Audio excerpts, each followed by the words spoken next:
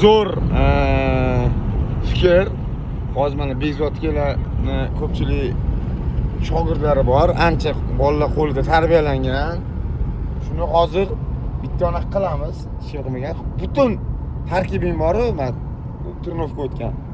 Shug'ullantirgan bolalaringdan, hozir shu kungacha bo'lgan bolalaringdan, oldindan shug'ullantirgandan hozirga tarkib tuzamiz. Bo'ladimi? Farqi yo'q, yoshini hozir u 30 yoshdami, 12 yoshdami, farqi yo'q. Potensialdan kelib chiqib, mana trenerskiy ko'zing bilan o'zing baho berib aytib borasan. Bo'ladimi? Ya ketdik bo'lmasa boshladik.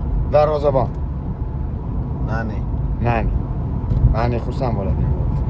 10 tomonga kimni qo'ygan bo'ladi himoyaga? Yoki qanaqa o'zi taktikada o'ynargan? Olishni kelishmaganmiz-ku.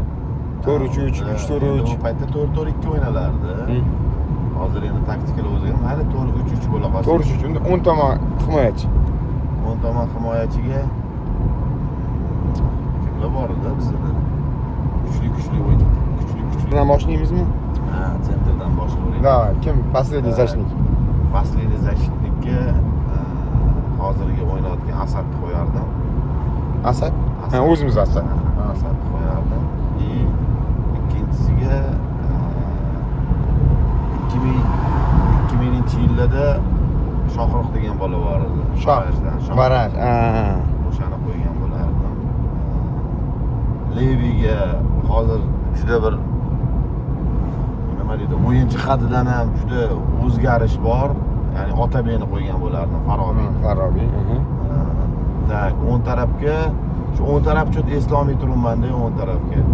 Qara paskasiga berishim mumkin. Senga Diqqa bor, Xolmat bor. Yana kimlar bor? To'g'ri. Diqqani qo'ya qolaylik mayli. Diqqa. Dilxush. Diqqa deymiz, hamma diqqa desa taniydi uni. Ko'p. O'rtaga. Sentralniy 3 ta. 3 ta anaqamiz. Davlat, Yusuf, Muhammad. 3 ta hujumchimiz. Sentralniyga Mirkomil qo'ygan bo'lardi. Kolya derdik biz uni. Keyin 2015lardan Oybekni qo'ygan bo'lardim. 2015lardan Oybek. Leviga men o'sib kelayotgan mana shu Ozodni qo'ygan bo'lardim men. Ozod. Qara, mayli senga yana bonus sifatida 5 ta zaxira o'yinchidan beramiz, baribir foydalanishga. Kimlarni olib qo'ygan bo'larmiz zaxiraga? 6 ta deylik, yana bitta darvozabon bilan qo'shib. Shamshod. O'zimizdan varatar Shamshod. Endi varatarlari bizda juda kuchli bo'lgan varatarlarimiz. Endi men hozirgi anaqani olganim sentralniyda, endi sentralniyimizda bizda kuchli bolalar bo'lgan. Mana Ozod bo'lgan, Elnur bo'lgan, hozirda terma jamoada o'ynaydigan bolalar.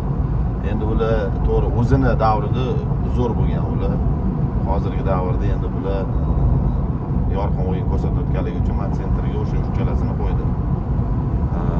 Bitta Ozod, Elnur qo'yish mumkin. Ozod, Elnur, Xolmat